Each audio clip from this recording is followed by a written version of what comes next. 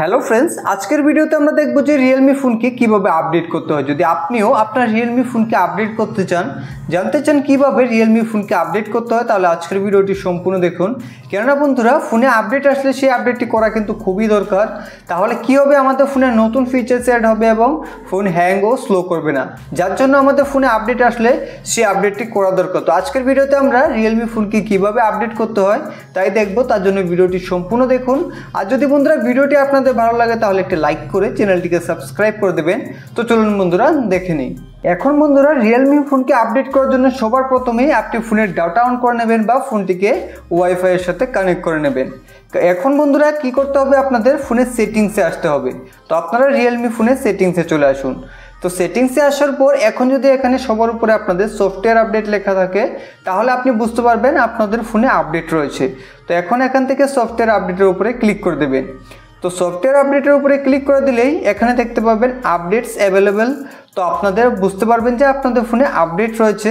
এখন আপডেটের বিষয়ে এখানে লেখা রয়েছে, তার নিচে এখানে ডাউনলোড অ্যান্ড ইনস্টল রয়েছে। তো এখান থেকে আপনি এই আপডেটটিকে ডাউনলোড করতে পারবেন। বা এখানে যদি আপনাদের সফটওয়্যার আপডেট না আসে, তাহলে আপনি নিচে আসুন, এখানে দেখতে পাবেন অ্যাবাউট ডিভাইস, তার উপরে ক্লিক করুন। এখন এখান থেকে আপনি ভিউ আপডেটসের উপরে ক্লিক করুন। তো ভিউ আপডেটসে ক্লিক করলেও কিন্তু আপনি সেম পেজ এখানে দেখতে পাবেন। এখানে রয়েছে আপনাদের সিস্টেম আপডেটের সাইজ, তো 1.15 জিবির এখানে আপডেট।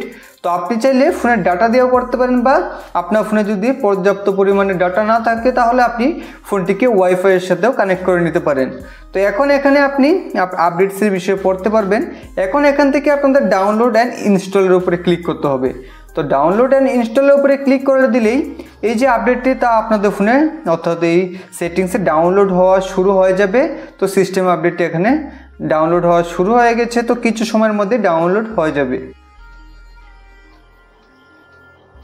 দেখতে পাচ্ছেন বন্ধুরা, এখানে কিন্তু আমাদের এই আপডেটটি সাকসেসফুলি ডাউনলোড হয়ে গেছে। তো এখন এখান থেকে প্রসেসিং হচ্ছে। তো এখন বন্ধুরা এখানে কিন্তু আপনাকে কিছু সময় ওয়েট করতেই হবে, এইভাবে প্রসেসিং হবে, তারপরে আপনাকে আরও একটু সময় দিতে হবে, তাহলেই কিন্তু আপনার ফোনটি আপডেট হয়ে যাবে।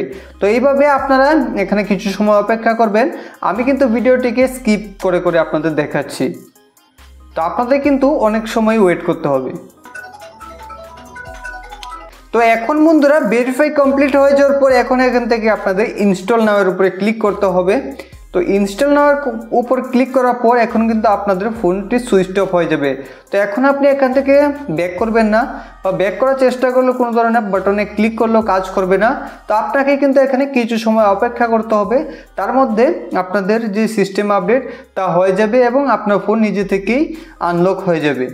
10 থেকে 15 মিনিট অপেক্ষা করার পর এখানে দেখতে পাচ্ছেন আমাদের ফোনটি কিন্তু এখানে সিস্টেম আপডেট হয়ে গেছে। তো এখন আমাদের ফোনের স্ক্রিন লককে দিয়ে এখান থেকে ফোনকে আনলক করে নিতে হবে।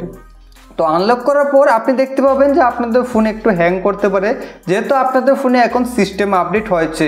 তো তার জন্য আপনাকে সিস্টেম আপডেটের পর 2 থেকে 3 মিনিট ফোনকে এইভাবে রেখে দেবেন বন্ধ করে, তারপর ইউজ করবেন, তাহলে কিন্তু আবার সঠিকভাবে আপনার ফোন কাজ করবে। তো এইভাবেই খুব সহজে কিন্তু আপনি আপনার ফোনটিকে সিস্টেম আপডেট করে নিতে পারবেন।